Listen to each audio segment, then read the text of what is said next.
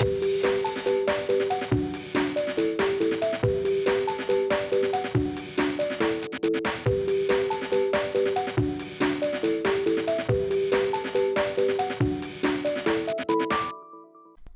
it going, YouTube? This video is part 1 of my Chrono Genesis card review. It is a longer video, we go through a lot of cards, but there's some exciting stuff in there. As always, I hope you guys enjoy the content. Thank you guys so much for watching.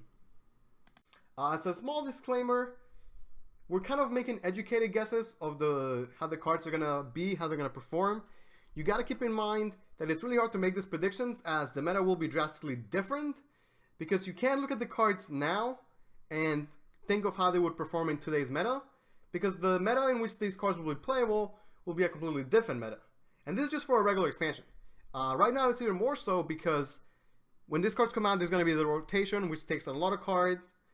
There's going to be a whole new class. They might even be more nerfs. So the game is going to be drastically different. So, you know, we're just looking at the cards, making predictions. All I'm going to do is make some educated guesses. That said, you know, card reviews are pretty cool.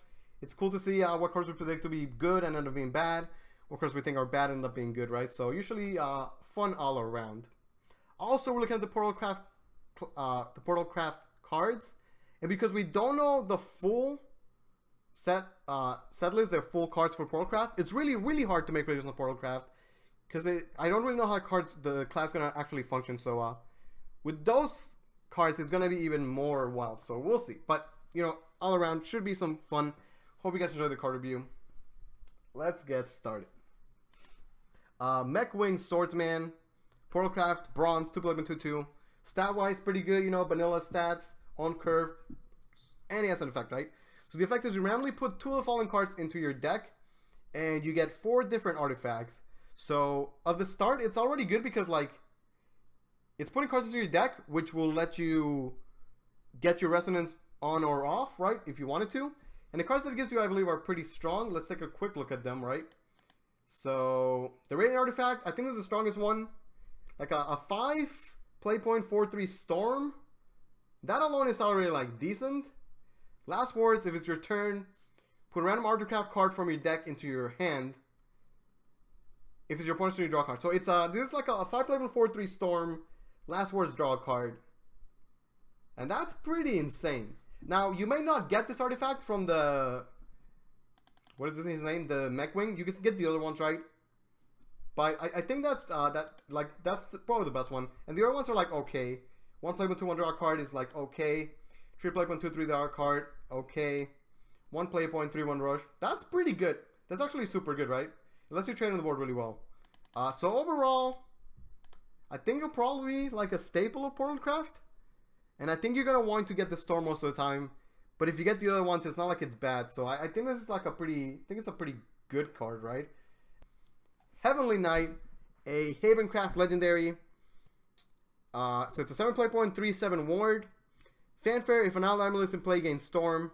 At the start of your opponent's turn until the start of your next turn, gain +4 attack.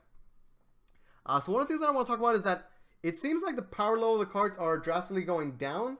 If you look at some of the real legendaries, like for example Heavenly Knight, or the Blood or the Dragon legendaries that they've shown, and you compare them to the other legendaries that they've released in the past, that are like absolutely insane and game winning, things like, for example, like Spawn, or Aegis, Seraph, just, you know, cards that are like game defining, meta defining, win the game sort of cards, right? If you look at Heavenly Knight, it's like, okay, it's a 3/7 ward.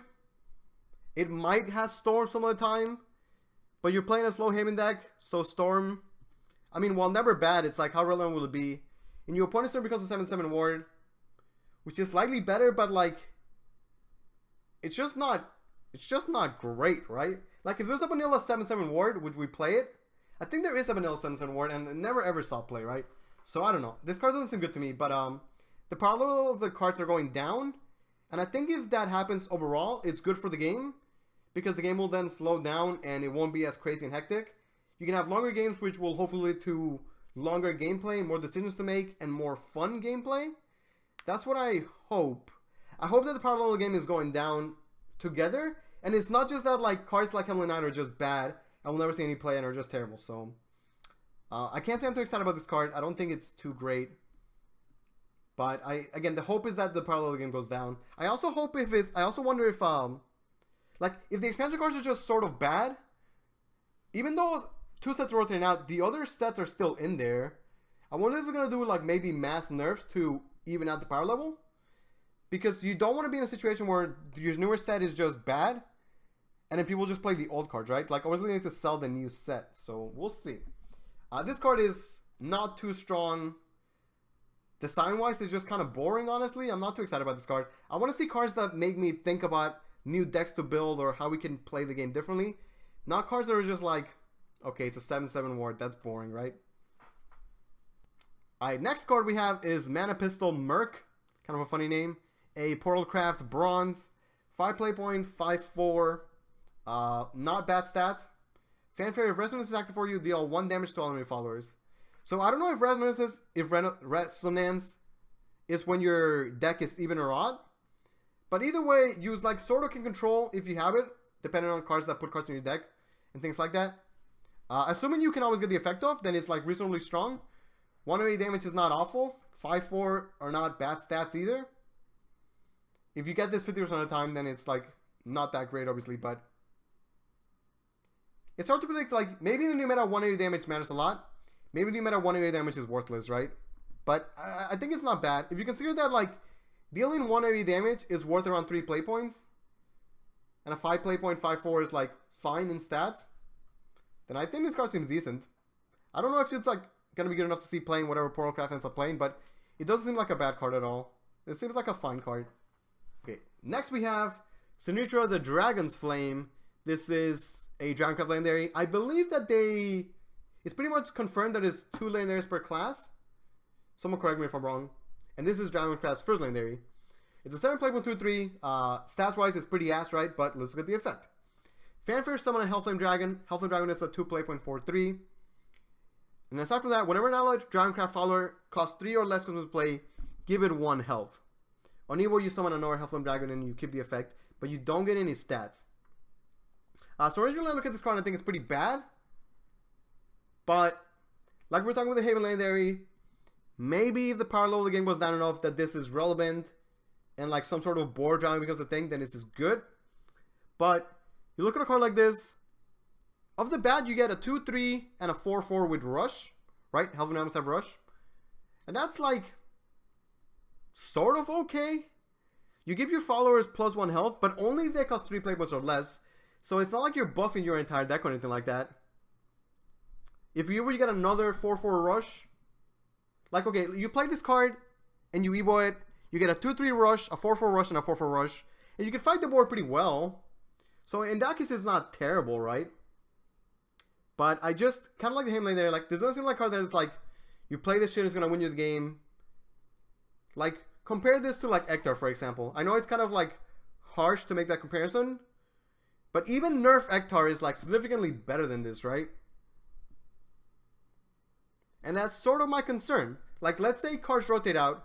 A card like Ektar is still in. If the new power level cards are like Zirnitra, but like old Ektar's still in, you can still play the old Ektar. So, I don't know, man. I wonder if they're going to do mass nerfs. This card, again, much like the Hammer, it just seems kind of boring to me. Power level doesn't seem too great. Design-wise, it's nothing special. I don't see this card and I'm like, let's make a Zirnitra Dragon Flames deck. I just don't see it. It fights the board, so it's not like... This card is not complete garbage, and it might end up seeing play. But I don't think it's too good. I don't think it's too exciting either. Like the Haven Legendary, I hope that this means that the power level of the game is going down. Alright, next we have Merchant, a Swordcraft Bronze Commander. 3 play point 3/2. I mean, 3 play point 2/3. So it doesn't give up any stats, and that's pretty good. It's got a cute little piggy. So that alone gives it like some massive panda points. Effect is Fanfare, give +1 attack to an allied officer. And if you enhance, you give it +3/+2 instead. Okay, so let's say you play a 2/2 officer in turn 2. You play some 3, you get a 2/3, and you turn your officer into a 3/2. That's not bad. It's not insane. It's not bad. Even if you ignore the enhance, it could be like playable. Enhance just means that you can also play this in the late game and get better value out of it. And that's not bad either. Plus the piggy is pretty cute, so massive points for that. I think cards like this are good. These are cards where, again, I look at this card. I don't think this card is insane. It might seem like a take-2 card. But this card doesn't look bad. Doesn't look insane. If your deck wants the buff, I mean, it's not bad, right? Like, it's some sort of officer synergy. I don't know how much the officer commander thing will matter in Sword, but it doesn't seem like a terrible card. Maybe you won't see any play. Maybe power level goes down enough that this is play. Seems like a fine card. Not too exciting. Alright, next we have Underworld Ruler Aisha, a Shadowcraft legendary. This card is pretty crazy. It's a 5 play point, 5/4 rush.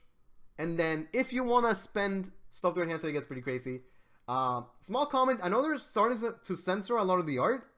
I know a lot of people complain about it, but I think it's good for the game. Because it doesn't need to be over-sexualized, so I'm okay with the censoring. Anyway, so if you spend 10 Ghost, you evil this for free. And if you enhance, you gain Storm. If you evil, it gets no stats, but it can attack twice per turn.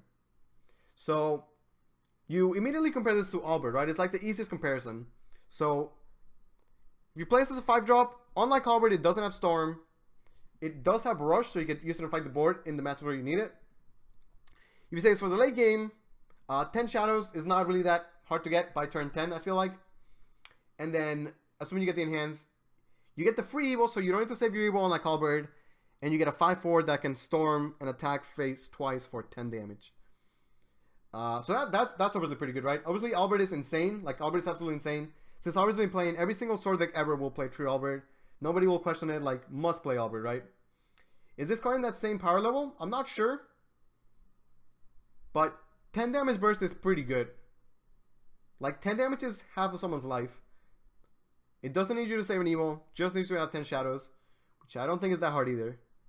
So this seems pretty good. It'll likely give slower sword decks like a finisher. While before, if you want to play like some sort of control shadow, you're trying to get like Balliator cards. But with this, you can actually get a finisher. You can still play this in your mid-range deck too, right? Because you can still play this on 5. It just gives you some extra reach at the end as well. It just seems really, really good. It seems really, really good. Like, maybe I'm overestimating it, but you look at this card and you look at the other legendaries that we're looking at. And with this card, I don't feel like the power level is down. Like, I feel like if this card was released today, and you could play it on this mana, I would say play. I feel like it would. So if the power level goes down, this card seems pretty good. So I think it's going to be a really, really good card. I expect Shadows to really, really play this. Like, if Control Shadow becomes a thing, they'll definitely play this. Midrange Shadow will probably still play this. Seems really good. Just seems really good, dude. Like, 10 damage is 50% of somebody's life from no board. That's pretty good. Just look at Albert, right? Maybe it's like slightly worse than Albert, but slightly worse than Albert is still pretty goddamn good, right?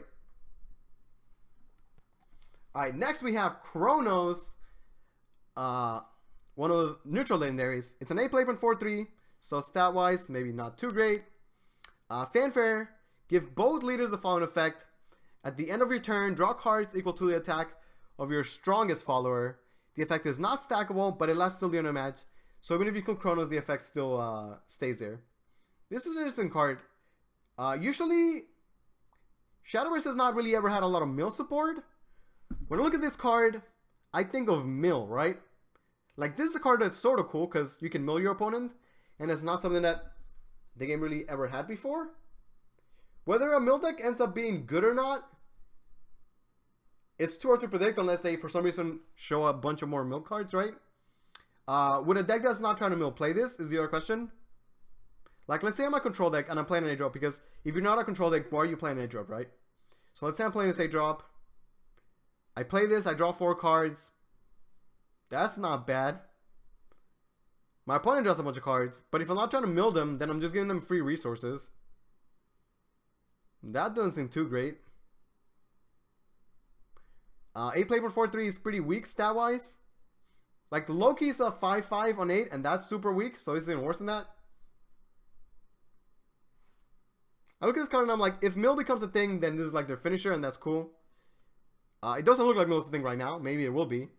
If mill is not a thing, do control decks want to play this? Do you want to play as a counter to like you play this, so if they Bahamut, they draw 13 cards?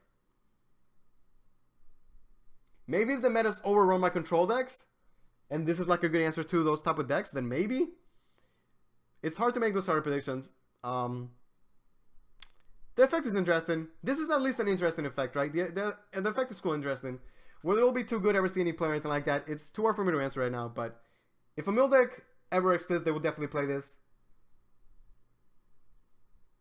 I don't know if there's going to be a mill deck.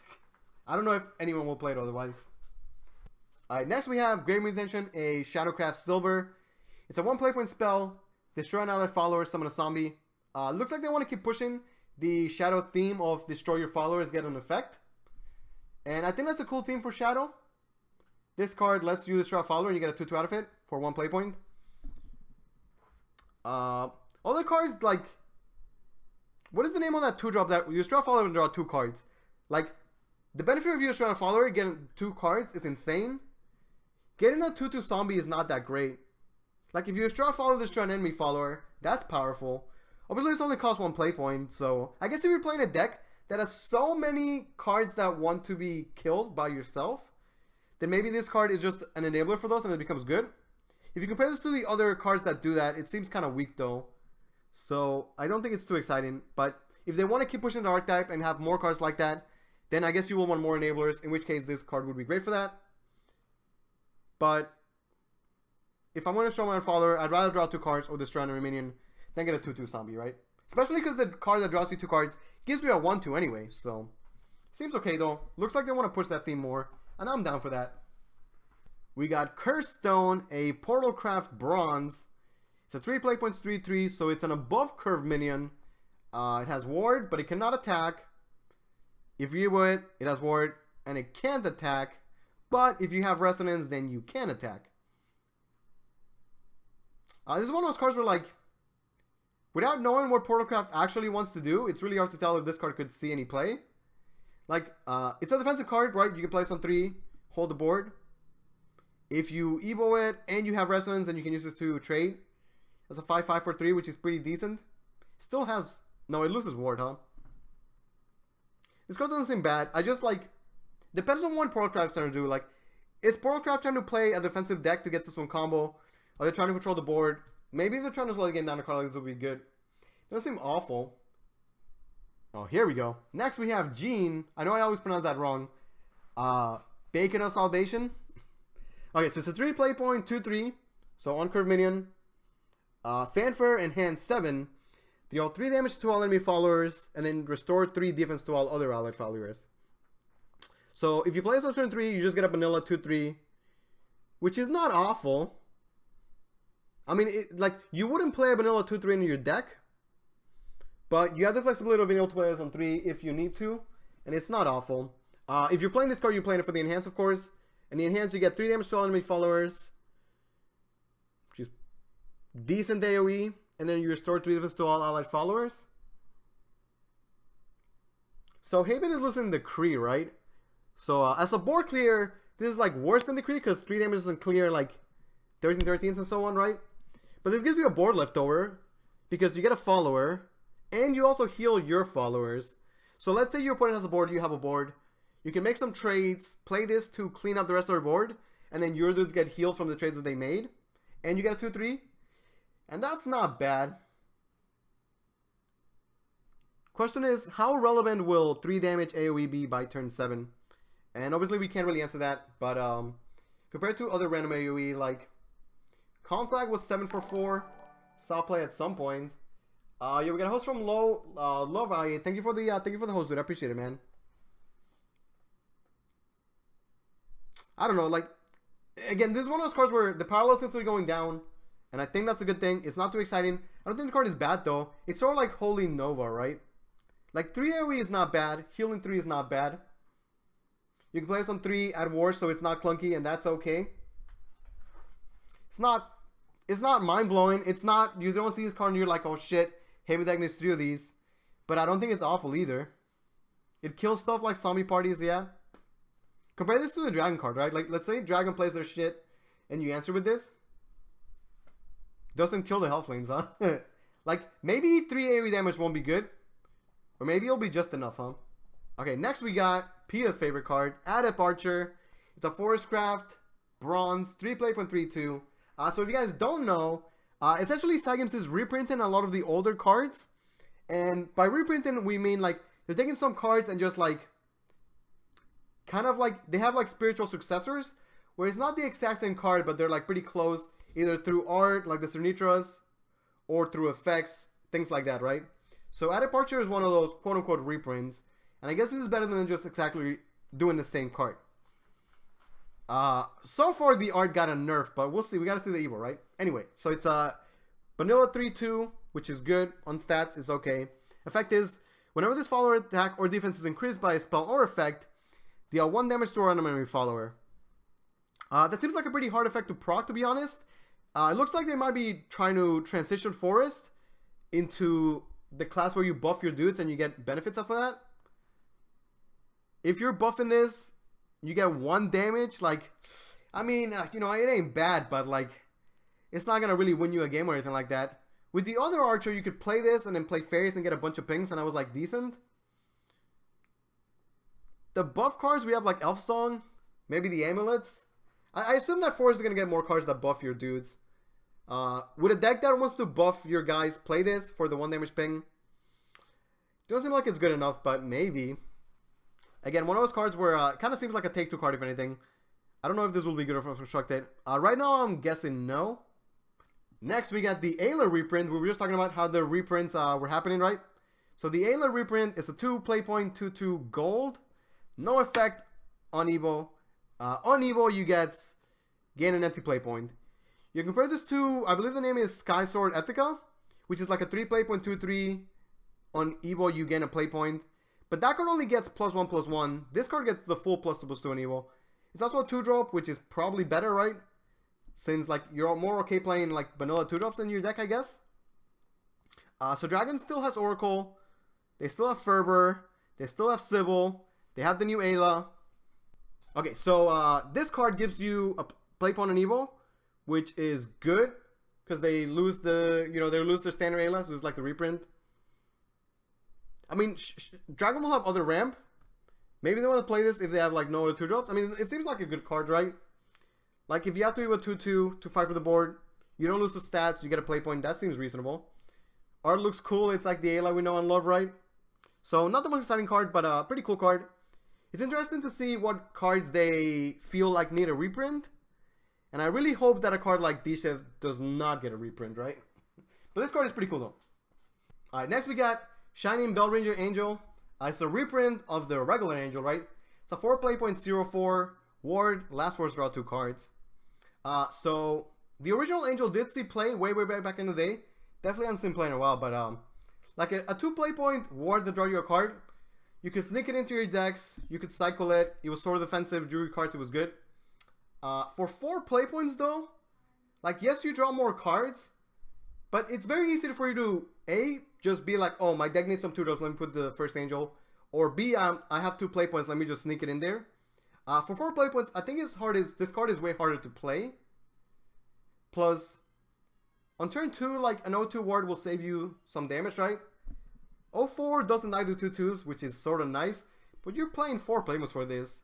I guess if your deck really needs to cycle, you just really need to draw cards. It could be okay. I don't really see this card seeing 2 play. It is cool that they reprinted this card. Angel is like one of the more popular Shadowverse cards. Or at least the character is, right? I don't think this is too good though, but you know, card draw is there for the decks that need it, I guess. And that's not awful. This card may end up seeing playing like some combo decks or something. Alright, next one. We got Joycrafter Sammy. So this is the Sammy reprint. Again, we've seen a lot of reprints here. Not necessarily a bad thing. It's a 4 play point, 3/4 draw a card. So vanilla stats, both players draw a card, just like Sammy. Evo's for stats fully. The difference is that on Evo, both players draw a card again. So we were talking about Chronos and how there may be a mill deck in the future. I guess Rune is the class that has the most mill support right now. If mill Rune became a thing, then they would definitely play this card. Would a non-Rune mill card, a non-mill Rune deck play this? I can't really see it. But if mill becomes a thing, then I guess they would play this card. Not too exciting, but hey, it's there. If they want to make mill a thing, they need a lot more mill support than 1 or 2 cards though. Anyway, next we got the Fang Swordsman, a Swordcraft 1-drop officer, 1/1/1. Stat-wise, pretty poor, right? Usually 1-drops are 1/2. And Enhanced 3 gain Bane.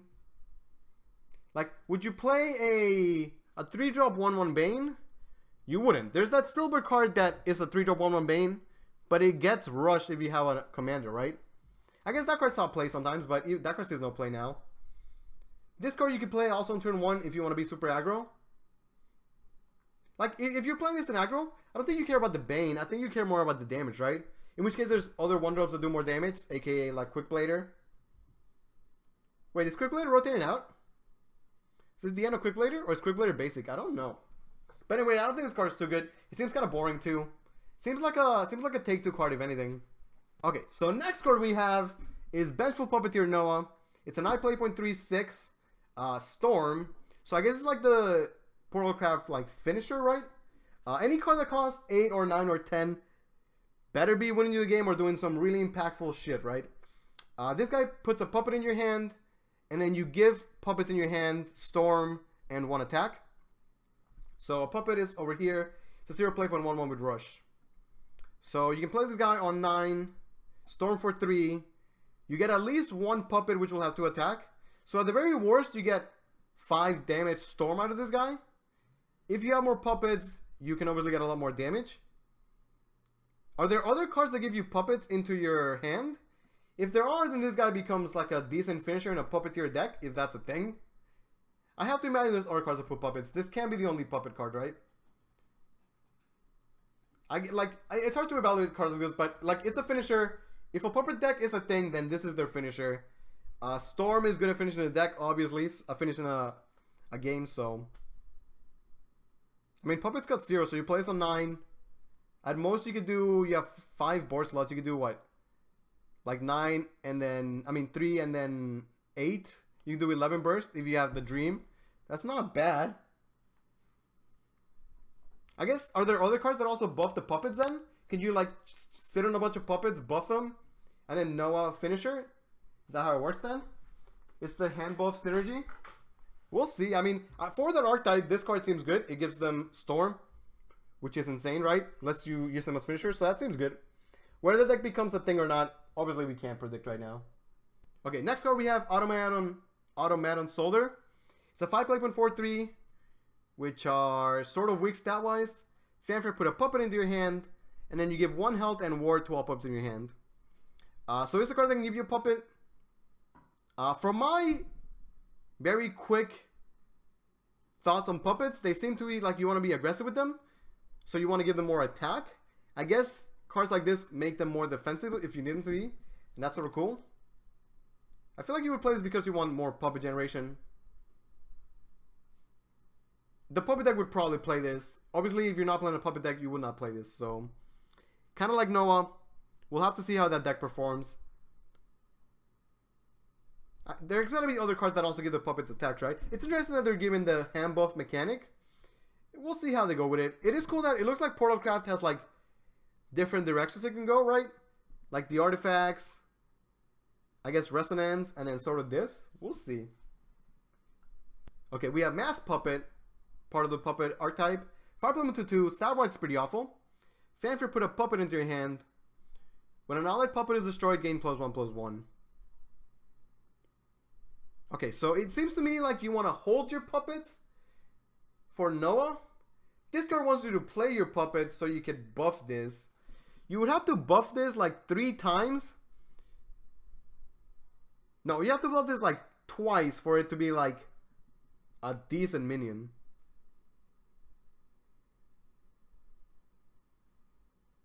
But I feel like you want to hold the puppets, right? Maybe if there's not enough puppet generation, they would play this. I don't think the puppet that wants to make a big body. I think they want to save the puppets for storm damage, right? What do I know, though? Seems not that great. But hey, puppet support is support, I guess. Okay, next we have Puppeteer Strings. Okay, more puppet support. I like the art, I guess. Put 2 puppets into your hand. You have 1 damage to all enemy followers.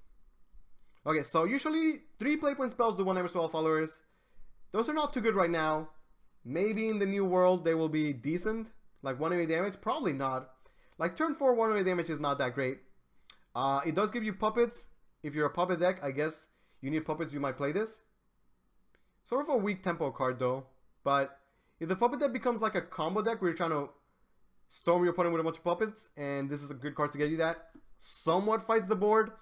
108 damage is not too great, but it's not... I mean, it's better than doing nothing, I guess. Alright, next we have Ancient Protector, a Havencraft Golden Amulet. 4 play points, countdown 1. Summon a Haven's Golem, which I hope we can show here. Yeah, okay. Last Wars, destroy all allied golems. So Golem says it's a 4 play 1/6/6, ward can attack. If you evil, you banish an amulet, and then you can attack. So you get the Golem, you evil the Golem, and you banish the amulet because this kills the Golem. So essentially what you're getting is, you're playing 4 play points for a 6/6 evil minion. Consider that a vanilla minion is a 3/4, evils into a 5/6. You're getting like 1 extra attack and ward. If you don't evil, then this guy just dies in your next turn, which is just awful. Maybe they will have gimmicks where you want to banish other amulets. But right now it just seems bad. Like a vanilla 6/6. Like, I mean, it's not bad, but it ain't... You know, like, why are we running this? What is the purpose of this? I guess it's not the worst. Technically speaking, it's above curve if you spend the evil. If you don't have an evil, this card is just bad. So that's a downside, huh? I don't know. I'm not feeling this card. I'm not feeling this card. It does have ward though, so that's a plus. Maybe there's other banished amulets you want to banish. We'll see. Alright, next we have Morton the Manipulator. It's a 4 play 1/3/3, no effect. When you evil, he says banish an enemy follower that costs 2 play points or less, and then put a copy of the follower into play as an allied follower. And he doesn't get any stats. So I guess all classes have their 4-drop evil minion effect. And I guess this is the Portal Crafts. It's a pretty interesting one. So you banish the follower and you get it on your side of the board, but you don't get stats. This seems not bad. The only difference is that, like, let's say I have a Cudgel and you have a 4/2. I can Cudgel effect banish it and I get a 4/5. Let's say I have Morton and you have a 4/2. I can't banish it because it costs more than 2. So this only works on 2 drops, essentially, or less. Which means that it's more clunky. The payoff is that you get the 2-drop to your own side, which isn't really that big considering he doesn't get any stats on evil at all. A lot of the evil minions stop seeing play, like the Dragon Warriors. Like some like Cudgel still see play, right?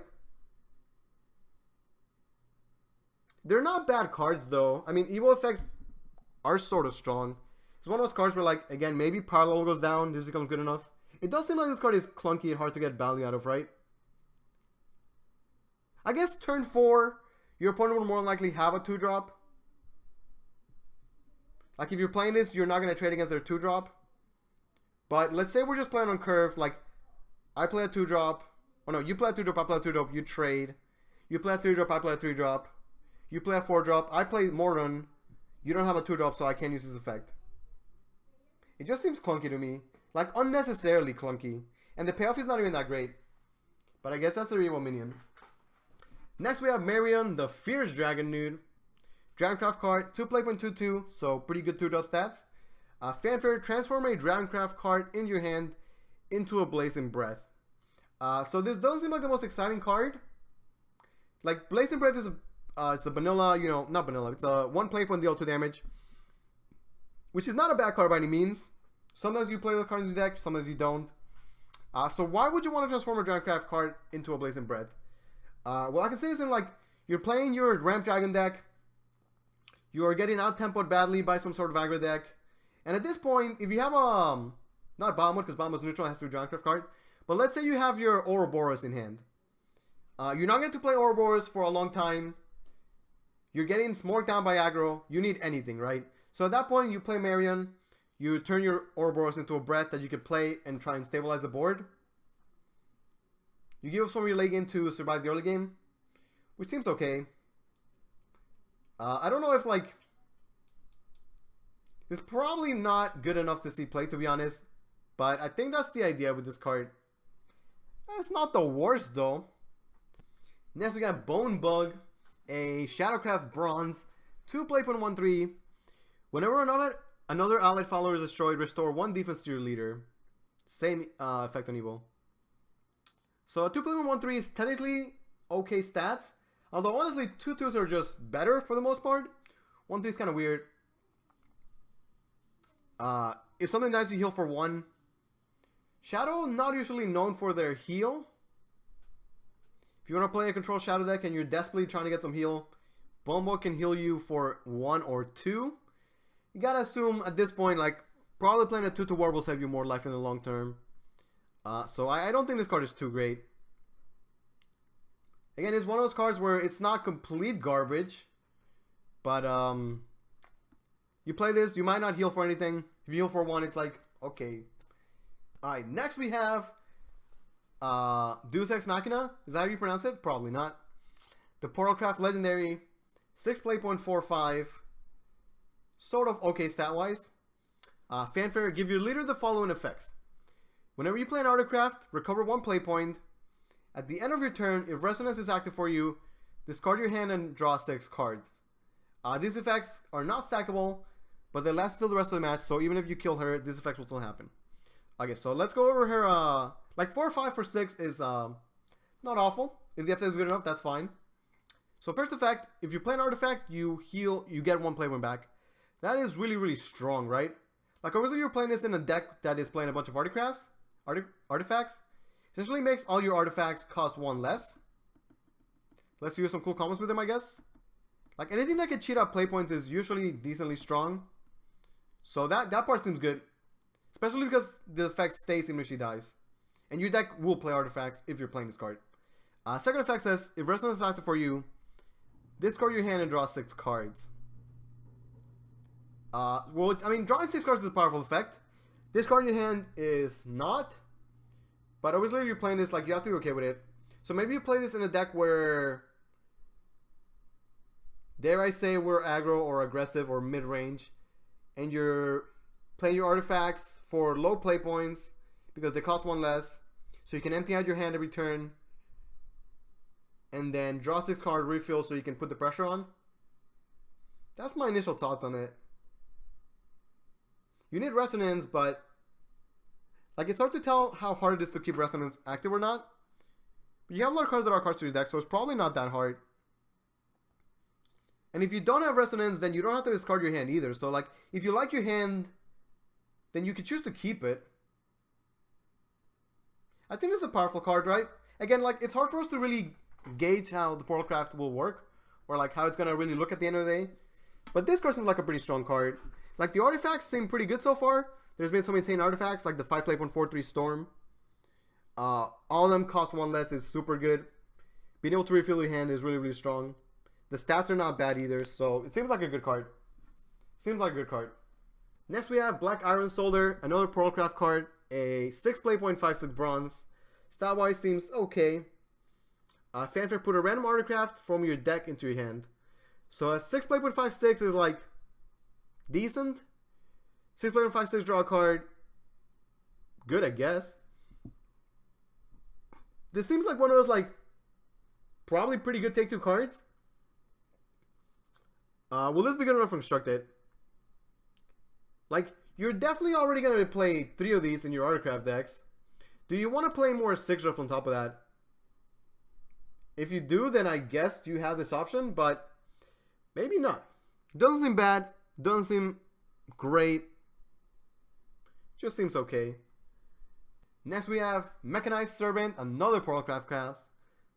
A 2 play point 2/2 Fanfare. If Resonance is active for you, gain Rush. Okay, so if you play this and you don't have Resonance, it's a vanilla 2/2. Which is like, not garbage, but not too great. If you have Resonance, you gain Rush, so you can like trade instantly. Because you can't go face, so you can trade with this. And that's also okay. It's not like game changing. Like this might save you 2 life basically.